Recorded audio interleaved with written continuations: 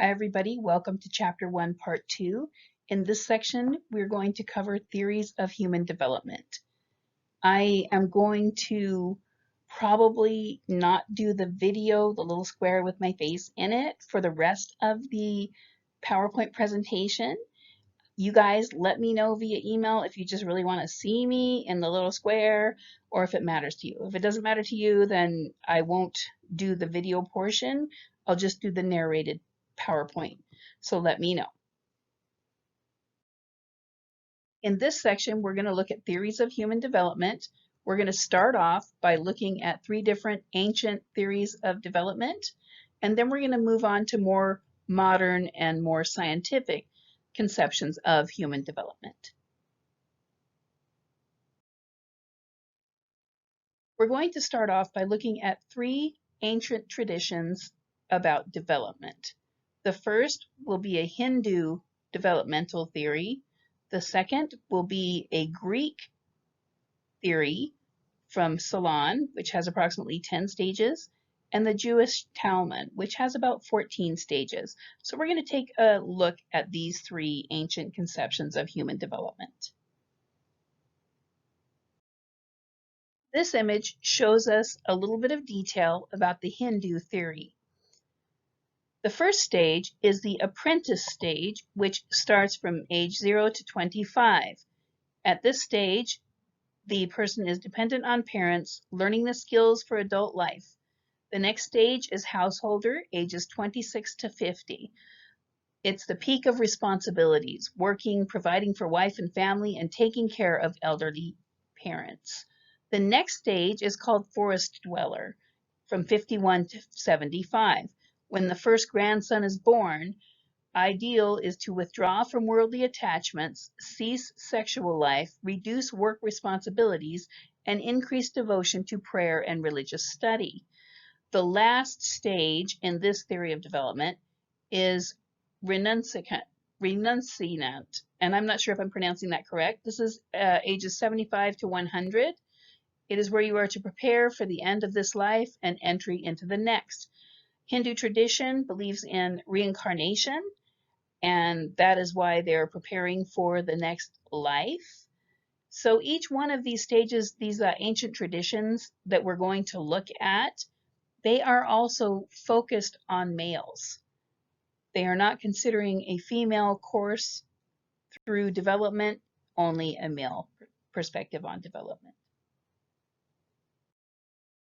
Our second ancient conception of development is from Solon and from ancient Greece.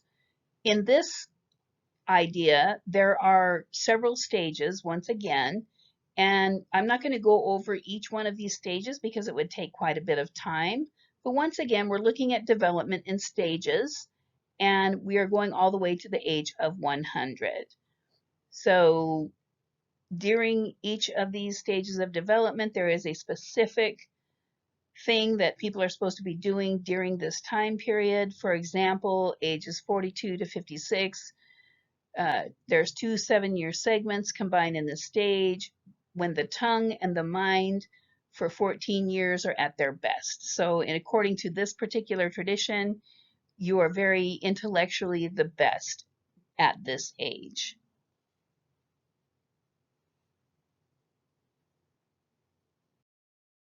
The third ancient conception of development that we're going to look at is the Jewish Talmud. Once again, this is a series of stages ranging from 0 to 100 years. At each stage, there is a specific idea of where you should be developmentally. Age of 5, beginning to read scripture. Age of 10, begin to learn the religious laws of the Jews. Age of 40, understanding. Age of 50, giving counsel. Age of 70, white hair. Age of 80, a new special strength of old age. Age of 90, bent under the weight of the years. Age 100, as if already dead and passed away from the world. So as you can see, there are specific stages in these traditions, all 3 of these traditions that we looked at. And we can also see that they are specifically talking about males within the culture. There are some definite similarities between the three traditions that we looked at. In those traditions, youth is for preparation. In other words, when you're young, you're getting ready for the rest of your life, getting ready for adulthood, getting ready for responsibilities. Adulthood is for experience, sharing that knowledge, becoming more wise. Old age is that period where you actually have wisdom and you are supposed to have some more inner peace and be preparing for what's to come. These theories are also based on only male development. So those are some similarities. In addition, these concepts are only partially based on biology. Through each of these different cultures, we see that people, when they're babies, they can only do so much. When they're little kids, they can only do so much. When they're old people, you're going to slow down. Your mobility is going to be a little bit less. So we do have similarities when it comes to our biological functioning. But the idea about how we develop and grow is actually largely influenced from the culture we live in. And those cultures are going to determine what is appropriate for us to do at different stages in our lives. This slide is just to recap once again that the differences in divisions of lifespan, those different stages, we see one of those traditions that had 4 stages, one with 10, one with 14 stages. Those differences are not clearly divided by biology, but they are culturally and socially based.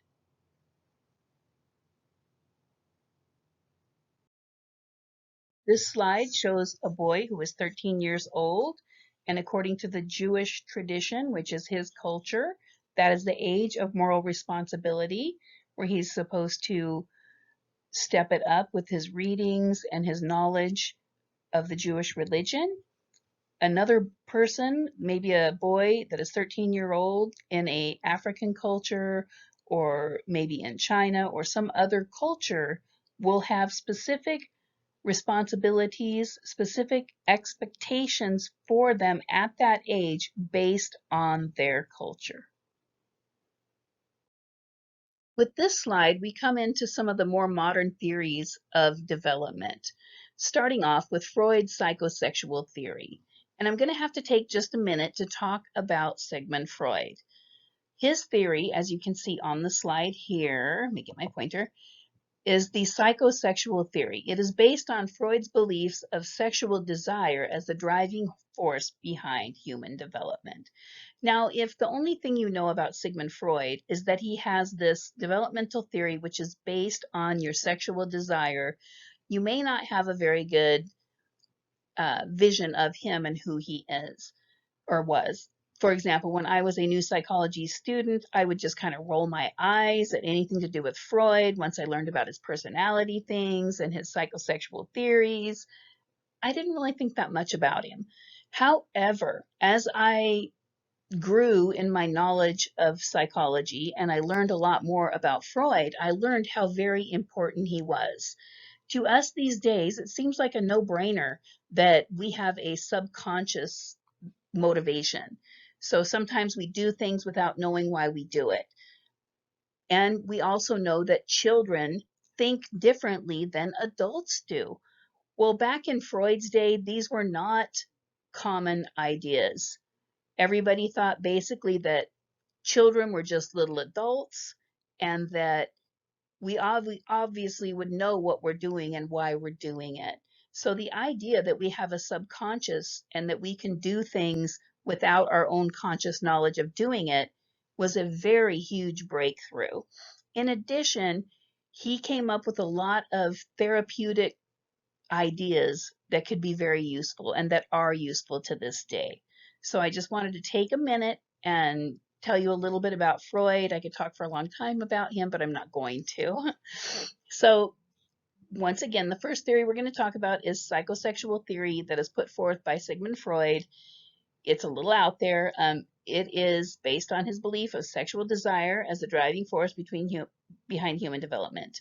So in Freud's theory, what we have are 3 psychic structures. We have the id, which is based on the pleasure principle. The id is the little part of us that says, I want it. So it's like, I want cookies. I want cookies now. Give me all the cookies. I'm going to eat these cookies right now. Give them to me. We have the superego, which is on the basis of conscience.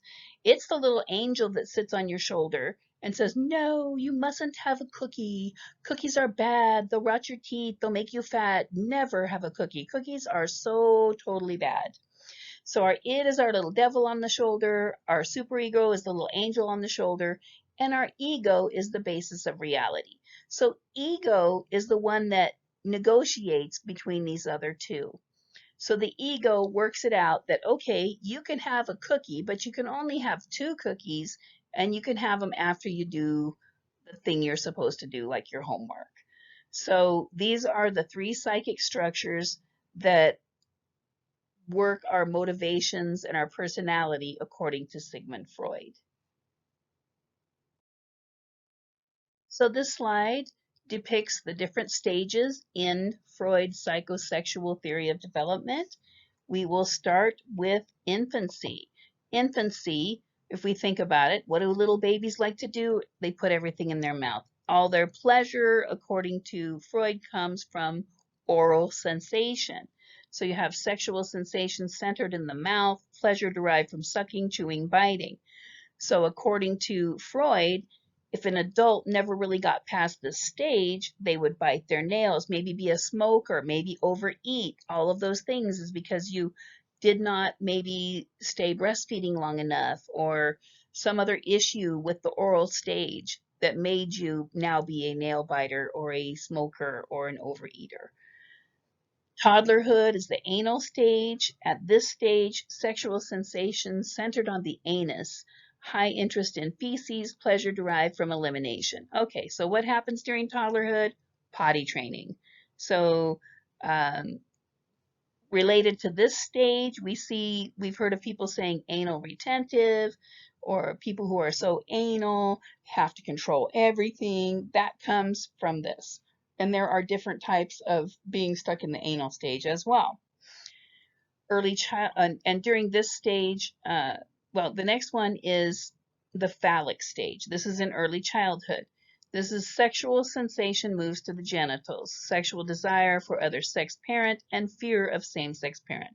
So in this stage, this theoretically is like, oh, the little boy discovers his parts, the little girl discovers her parts.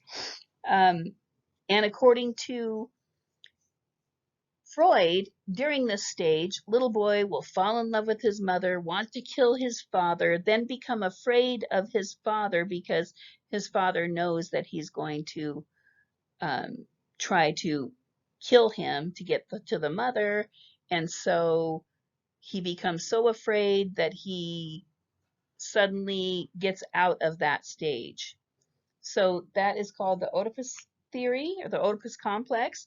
And then for little girls, it is said in this stage that they have something called penis envy.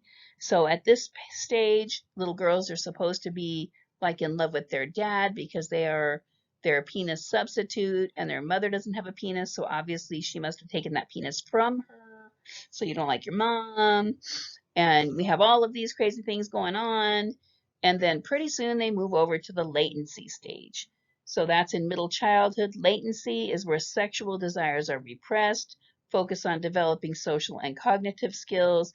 And then theoretically, if somebody makes it through all these stages, they make it down here to the genital stage, which is in adolescence and for the rest of the life.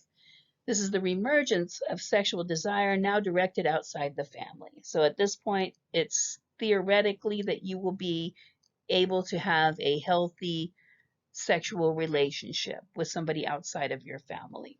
So once again, like I was saying, if this is all you know about Freud, you're probably going to roll your eyes too when you hear anything about Freud. However, even within some of these, with his psychosexual theory, there are some interesting and insightful things that he has come up with.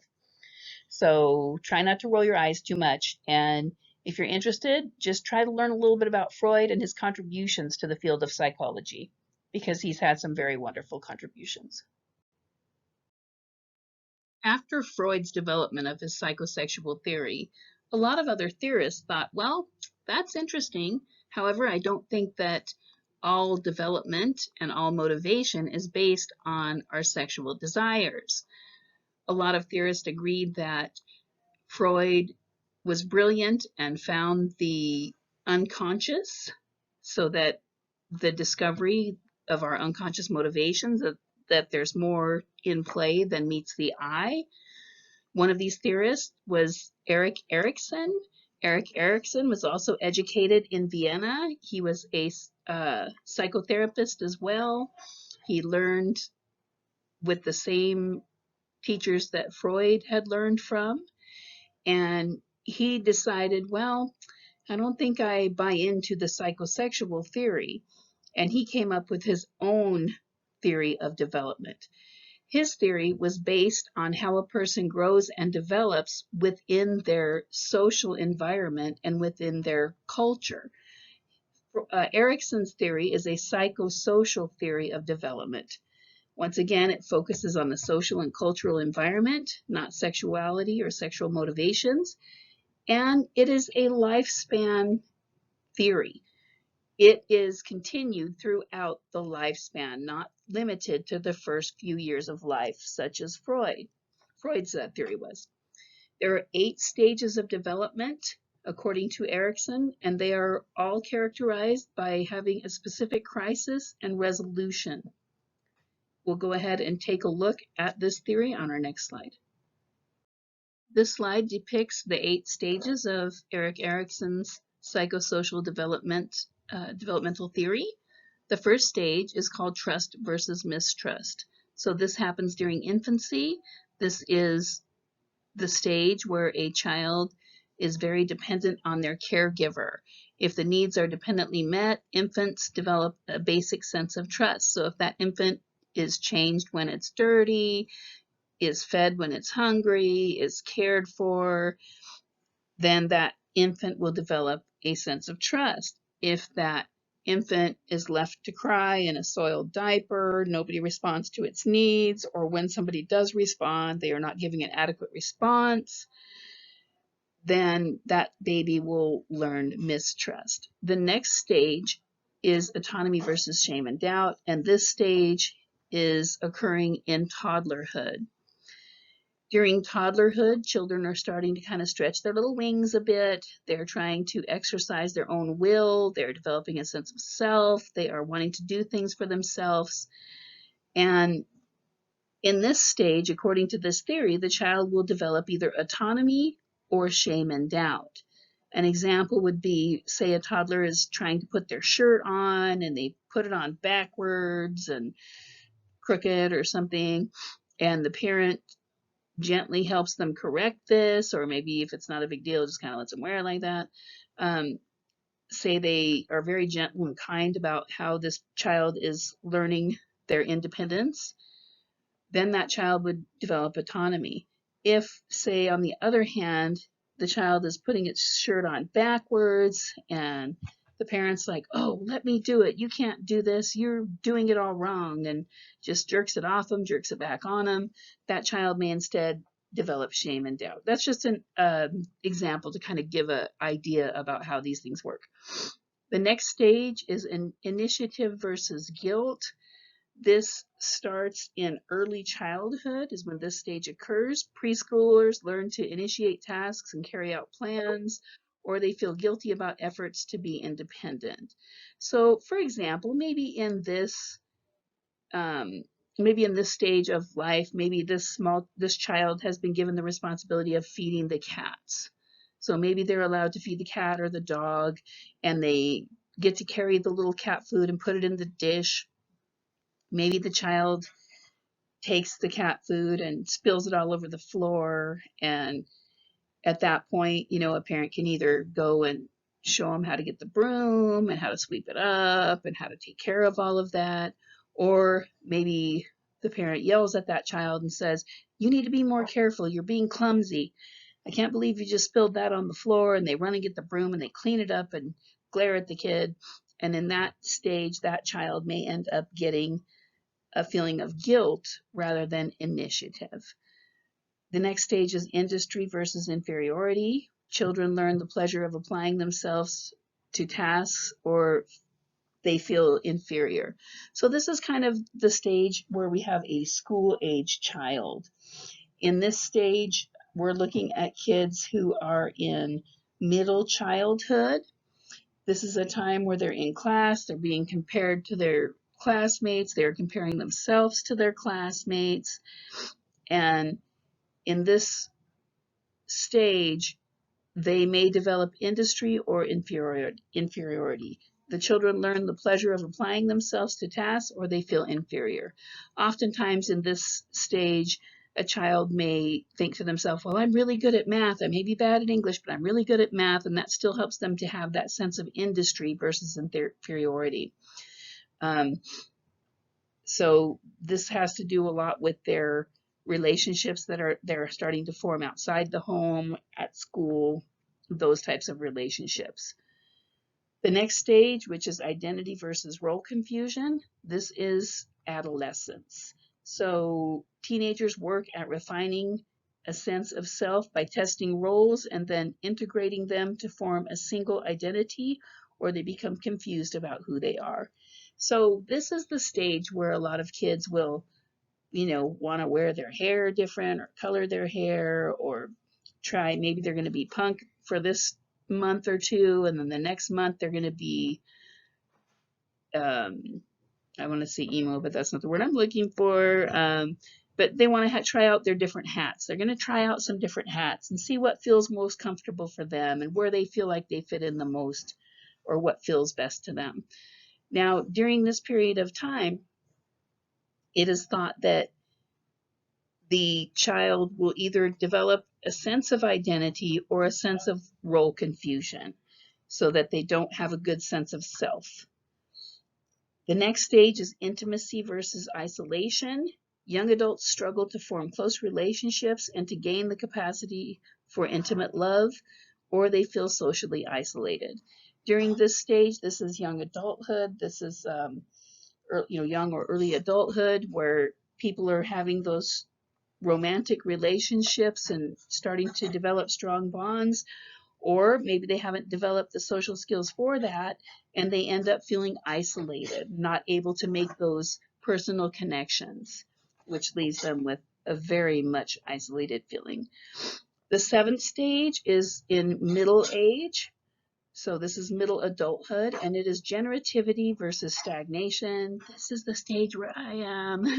The middle age discover a sense of contributing to the world, usually through family, work, or they may feel a lack of purpose.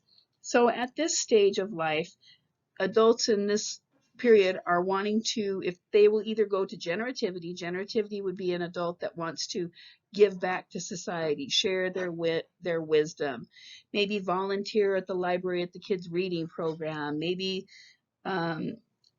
teach, maybe be involved with sharing their knowledge in some way with the next generation. And the stagnation side is when this person looks back and says, oh my gosh, why did I go down this career path? I'm so unhappy. Now I'm too old to go back and change my course. I'm stuck in this groove and I don't know how I can get out. And this would lead to a sense of stagnation and unhappiness.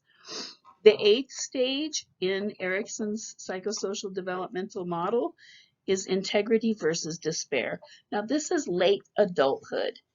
When reflecting on his or her life, the older adult may feel a sense of satisfaction or failure. The integrity side is when you can look back. You look back on your life and said, you know what? I could have turned this way and I could have turned that way, and maybe I could have made more money, and maybe I could have done things a little bit different, but I'm pretty happy with how things turned out in general. I am happy with my life. I'm doing the best I can, and I'm happy with that. Where on the other side, we can be looking at despair. Despair would be, maybe I look at my life and I say, oh, I didn't spend enough time with my kids. I can never get that time back. I haven't left any type of legacy for myself. I wasted my life in a particular job, and I can only talk about my aches and pains. So this is the despair side. So with each one of these stages, according to Erikson, are these crises or tasks that have to be met. So these crises are encountered and you land either on one side or the other, according to Erikson. I wanted to briefly mention another theorist that we're going to be looking at throughout our text, and that is Jean Piaget. Piaget is a cognitive theorist. He looks at cognitive development throughout the lifespan. So this is a theorist that we're going to be taking a look at. I just wanted to briefly mention the name here and let you know that this is another theorist that we're going to be looking at.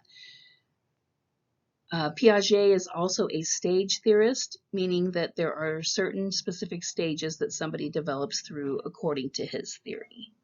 And we will take a look at that later. I believe we start that in chapter 2 or 3. Our next theory, or theorist, is Erich Bronfenbrenner. Erich Bronfenbrenner had an ecological theory of development. According to this theory, basically it is your development in the social world that shapes who you are. It is according to this theory, there are 5 interrelated systems for your social environment. And those 5 key levels are the microsystem, which is your immediate environment, your mom, your dad, your grandparents, your brothers, your sisters, anybody that's in your immediate circle. The mesosystem, which is an interconnection between these systems. We'll take a closer look at that.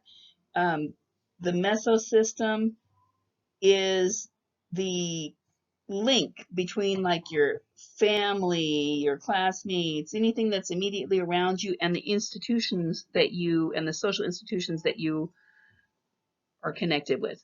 You have your exosystem, which has to do with the social institutions, your macrosystems, which is the cultural beliefs and values, and you have a chronosystem, which has to do with the time or historical context when this is all taking place.